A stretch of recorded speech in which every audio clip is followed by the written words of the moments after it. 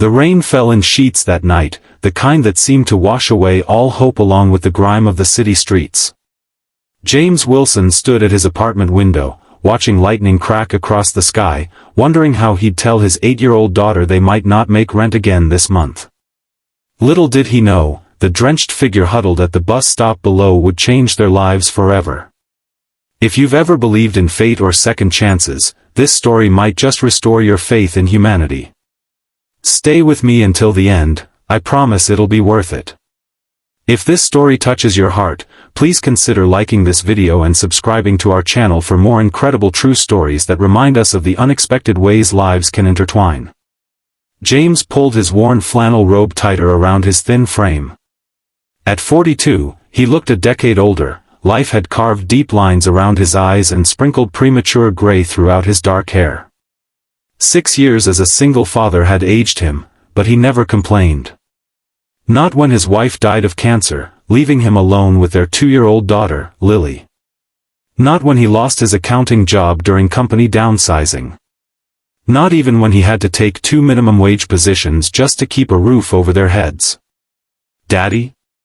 Lily's small voice came from behind him. She stood in her faded unicorn pajamas, clutching the stuffed rabbit her mother had given her. "I can't sleep with the thunder." James smiled, the kind of smile that hid pain behind love. "Come here, sweetheart." He lifted her onto his hip, though she was getting almost too big for that now. Together, they watched the storm rage. "Someone's down there," Lily pointed to the bus shelter across the street. "They look cold." James squinted through the rain-streaked glass. Sure enough, a figure sat hunched on the bench, head bowed against the elements. The last bus had gone hours ago. He knew the schedule by heart from the months he'd relied on public transportation before he could afford his beat-up Honda. "They'll be okay," he said, though uncertainty tinged his voice. "The next bus comes at," he checked the clock on the wall. 11:42 p.m. "Actually, there won't be another bus until morning." Lily looked up at him with her mother's eyes, deep brown and impossibly kind. "We should help them, Daddy. Remember what you always say?" James sighed. His late wife's voice echoed in his head alongside his daughter's. "Kindness costs nothing, but its value is beyond measure." It was their family motto, one he tried to live by even when kindness seemed like a luxury they could scarcely afford. "Stay here," he told Lily, setting her down. "Lock the door behind me. I'll be right back." The rain soaked him instantly as he jogged across the street, his threadbare sneakers splashing through puddles. As he approached the shelter, he realized the figure was a young woman, perhaps in her early 20s. She wore expensive-looking clothes that were now thoroughly drenched, and she clutched a small backpack to her chest. "Excuse me," James called over the downpour. "Are you okay? The next bus isn't until 6 a.m. The woman looked up, startled. Her face was tear-streaked, though in the rain it was hard to tell. She had striking features, high cheekbones, clear blue eyes, and dark hair plastered to her head. I didn't realize," she stammered, her voice carrying a slight accent he couldn't place. "I just needed somewhere to sit and think." "In this weather?" James frowned. Something wasn't right. Her clothes, despite being soaked, were clearly high-end. A small diamond stud glinted in her ear. Yet here she was, alone at a bus stop in one of the city's poorest neighborhoods, well after midnight. "I don't have anywhere else to go," she said simply. James hesitated. Every instinct told him to be cautious. He had Lily to think about. But the young woman looked genuinely distressed, and the storm was only worsening. "Look," he said finally, "I live just across the street with my daughter.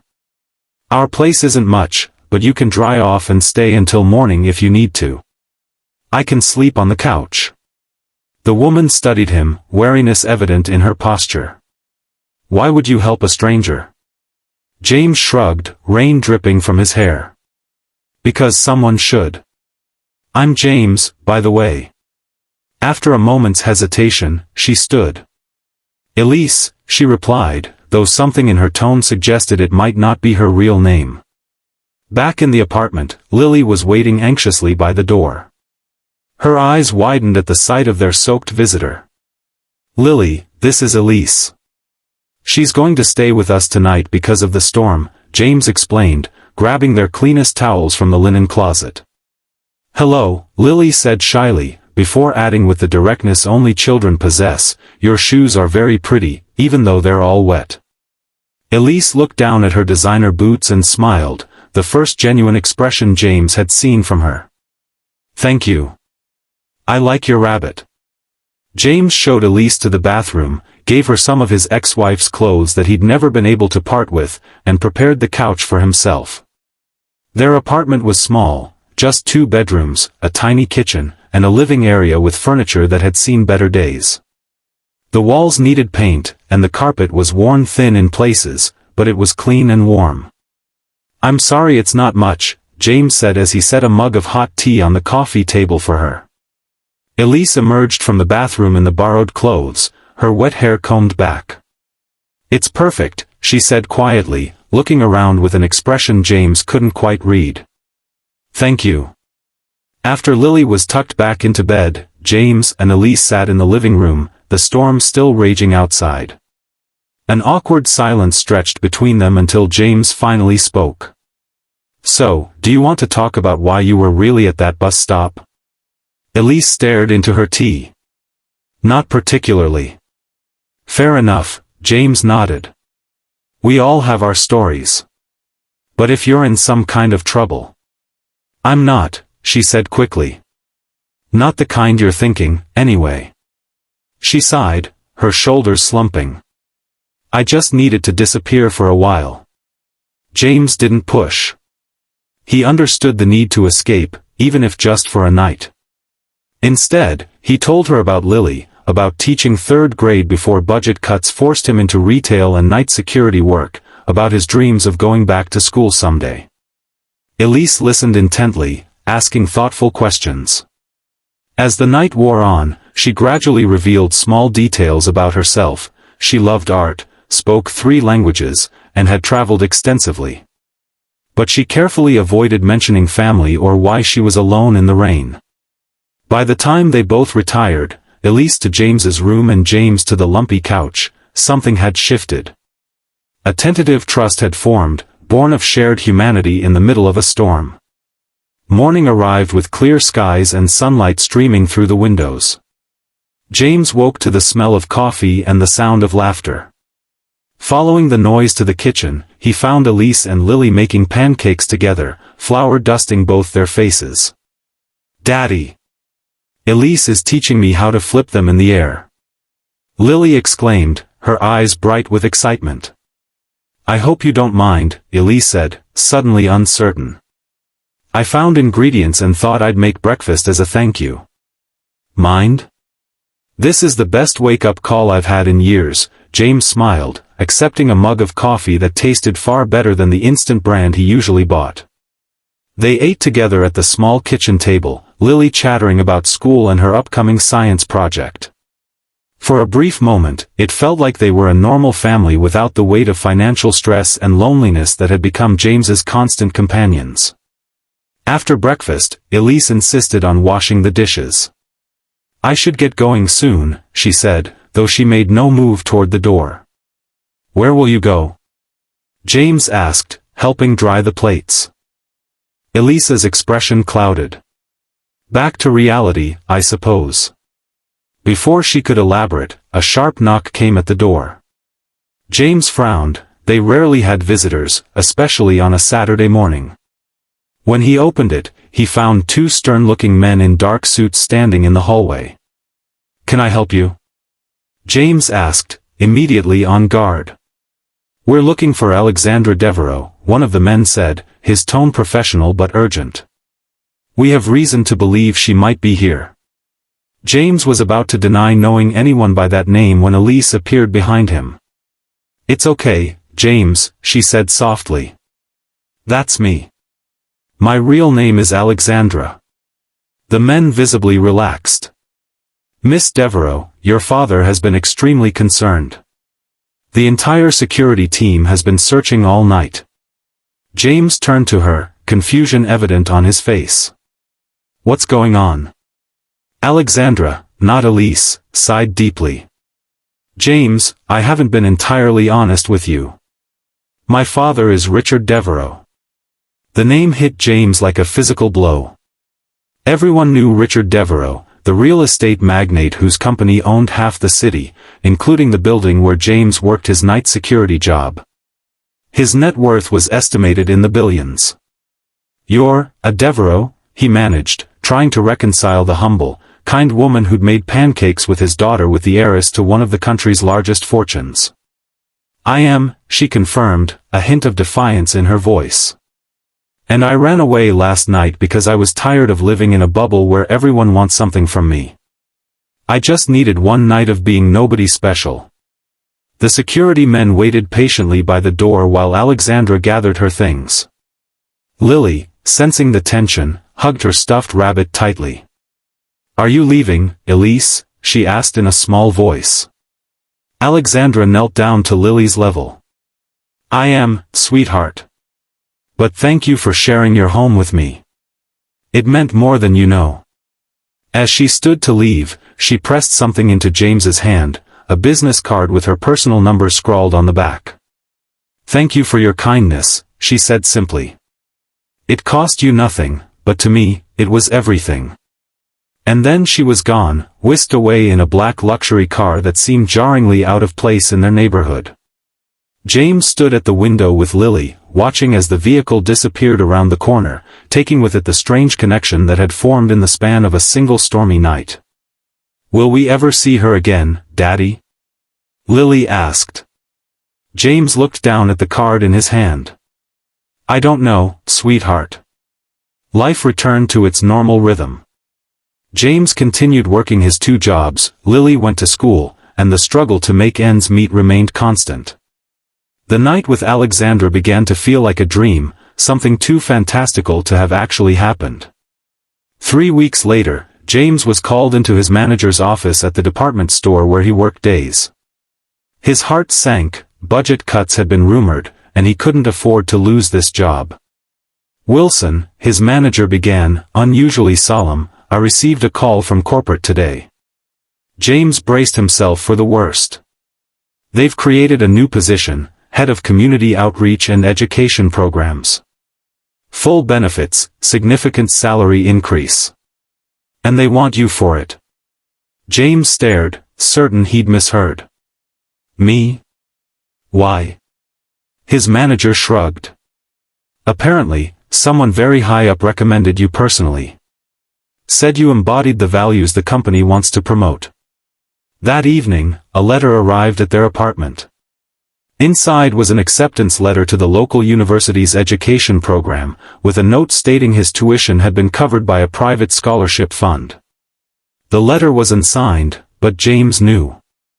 2 days later, as James was helping Lily with homework, a knock came at their door. This time, it was Alexandra herself, dressed casually in jeans and a simple blouse, though the watch on her wrist probably cost more than his car.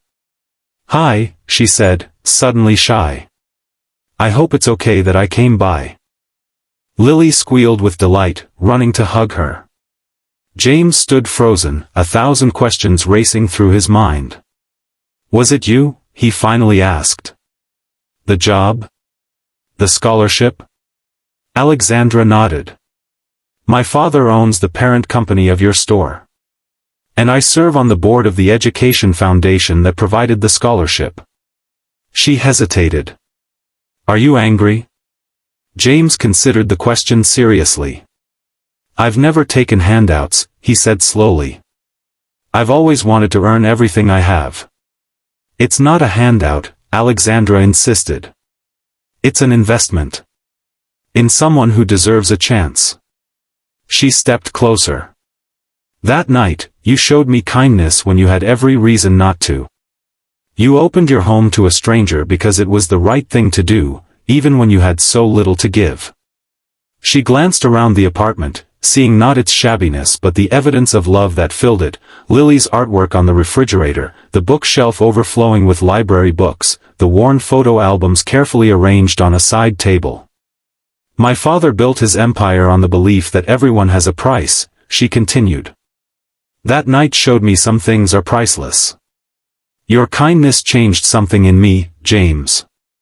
I've spent the last 3 weeks convincing my father to establish a foundation for single parents pursuing education, with you as our first recipient. James felt overwhelmed. I don't know what to say. Say you'll accept, Alexandra smiled. And maybe say you'll have dinner with me sometime? Just as friends, she added quickly, a blush coloring her cheeks. Lily tugged on James's hand. Say yes, Daddy. Elise makes the best pancakes.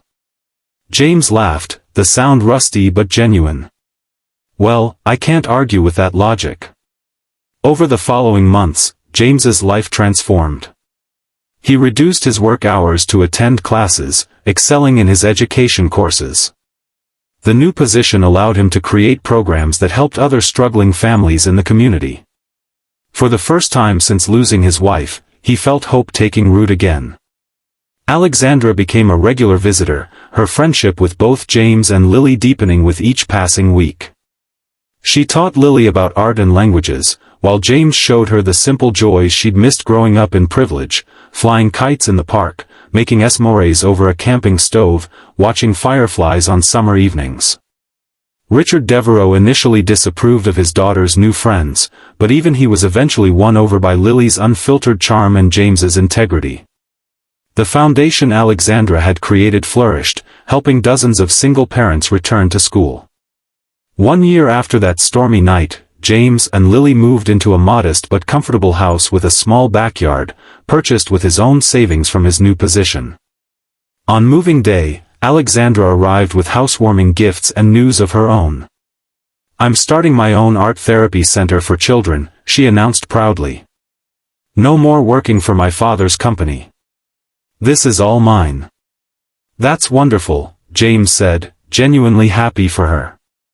Their friendship had carefully avoided crossing certain lines, though the attraction between them had grown increasingly difficult to ignore. As they sat on the porch that evening, watching Lily chase fireflies in the yard, Alexandra turned to him. Do you ever think about how different our lives would be if it hadn't rained that night? She asked. If you hadn't looked out your window at exactly the right moment? James considered this. I believe some people come into our lives for a reason. Maybe it wasn't chance at all. My father would call that sentimental nonsense, Alexandra smiled. And what would you call it? She looked at him, the last light of day illuminating her face. I'd call it the best kind of fortune. The kind money can't buy. James reached for her hand, and she intertwined her fingers with his. They sat in comfortable silence, watching Lily dance in the gathering dusk, the future stretching before them like an unwritten story, one where kindness had indeed proven to be the most valuable currency of all. 2 years later, on the anniversary of that stormy night, James proposed in the rain at the same bus stop where they'd first met. Alexandra said yes before he could even finish asking. Lily, now 11, had helped plan the whole thing, right down to the umbrella decorated with fairy lights. Their wedding was small and intimate, held in the community garden that James had helped establish through his outreach program. Richard Devereaux walked his daughter down the aisle, having finally recognized that his daughter's happiness was worth more than any business merger or social connection. In his vows, James spoke words that resonated with everyone present. You came to my door as a stranger seeking shelter from a storm, but you became the shelter I didn't know I needed. You taught me that sometimes, the greatest gifts arrive in unexpected packages, and that opening your heart, even when you're afraid, can lead to the most extraordinary journey. Alexandra, tears shining in her eyes, responded, You showed me that true wealth isn't measured in bank accounts or possessions, but in the courage to be kind when kindness seems like a risk. You and Lily gave me something I'd been searching for my entire life, a place where I was valued not for my name or my father's fortune, but simply for being myself. You are my home, James Wilson, and I promise to be yours. Their life together wasn't perfect, no real love story is.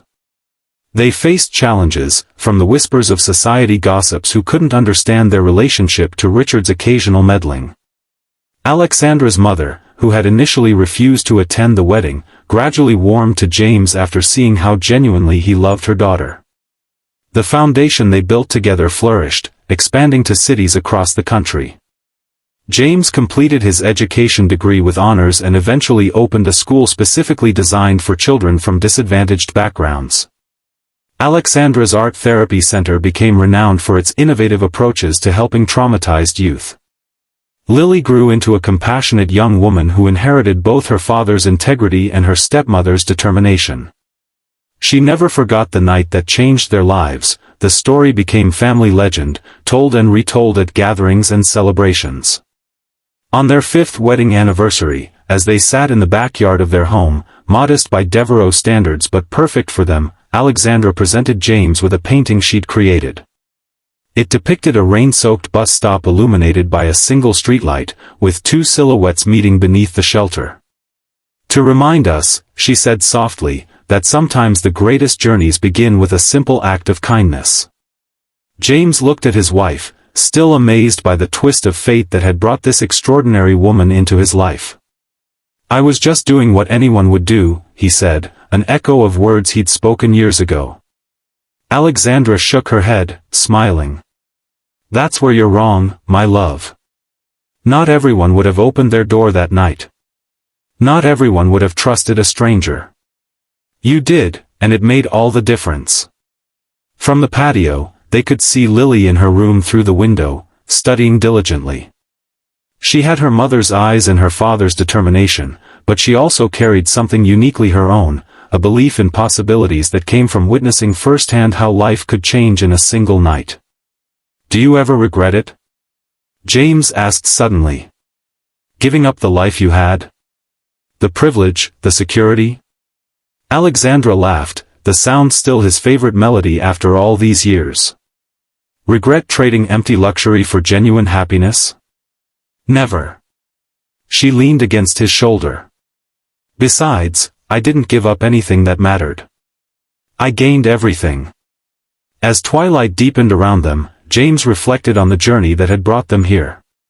From a struggling single father to an educator making real difference. From a lonely heiress to a woman who had found her purpose. From strangers in a storm to a family bound by love. Their story spread beyond their immediate circle, inspiring others to believe in the power of unexpected connections. Richard Devereux, initially embarrassed by his daughter's common marriage, eventually became their biggest champion, using his influence to support their causes and, more importantly, learning from his son-in-law what true success looked like. 10 years after that fateful night, James and Alexandra stood at the grand opening of the Wilson Devereux Center for Family Support, a comprehensive facility offering education, housing assistance, childcare, and job training for single parents. The building stood on the very block where James's old apartment had been, a physical testament to how far they had come. As James cut the ribbon, with Lily, now a poised 18-year-old headed to college, and Alexandra by his side, he addressed the crowd gathered for the occasion. "This center exists because of a rainstorm," he began, drawing curious looks. "Because sometimes, life sends us exactly what we need in the most unexpected packages. Sometimes, the person seeking shelter is actually bringing you the shelter you didn't know you needed." He looked at his wife, her eyes still capable of taking his breath away. "We all face storms in our lives, moments of doubt, of struggle, of wondering how we'll make it through. The secret isn't avoiding the rain. It's learning to see the possibilities that arrive with it." Alexandra squeezed his hand, adding her own words, and remembering that kindness, even when it seems like the riskiest choice, is never wasted. Sometimes it changes a life. Sometimes it changes many lives. And sometimes, if you're very fortunate, it changes the world. As they walked through the center that afternoon, showing visitors the facilities that would help so many families find their footing, a sudden summer shower began outside. The sound of rain on the roof made them both pause, sharing a smile that needed no explanation. Some might call their story a fairy tale, the struggling single father and the millionaire's daughter finding unlikely love. But those who knew them understood it was something far more valuable, proof that compassion could bridge any divide, that genuine connection could flourish in the most improbable soil, and that sometimes, the greatest acts of courage were also the simplest acts of kindness. Years later, when Lily published her memoir about growing up with her remarkable parents, she titled it, The Night It Rained, a tribute to the storm that had washed away old boundaries and nourished new beginnings. The book became a bestseller, not because it featured the Devereux name, but because it spoke to a universal truth, that life's most profound transformations often begin with the smallest choices. In the final chapter, she wrote words that captured the essence of her parents' journey. My father always taught me that kindness costs nothing but its value is beyond measure. My mother showed me that true wealth lies in having the courage to be vulnerable. Together, they proved that when we open our doors to others, literally or figuratively, we often find that we're the ones being rescued. James and Alexandra, reading those words together on their front porch swing, surrounded by the life they had built, knew that the real miracle wasn't that they had found each other that stormy night. The miracle was that they had recognized the gift they were being offered and had the courage to accept it. Would you do it again? Alexandra asked, echoing a question they had asked each other many times over the years. If you could go back to that night, knowing everything that would follow? James smiled, the answer as certain as it had always been. In a heartbeat. Every time. Outside, rain began to fall once more, a gentle reminder of beginnings and the endless possibility of second chances. And as they listened to its rhythm on the roof, they were grateful, not despite the storm, but because of it. If this story touched your heart, please take a moment to like this video and subscribe to our channel. Sometimes the most powerful stories are the ones that remind us how a single act of kindness can change everything. Share this with someone who needs to be reminded that even in our darkest moments, unexpected light can find its way in, sometimes through the simplest open door.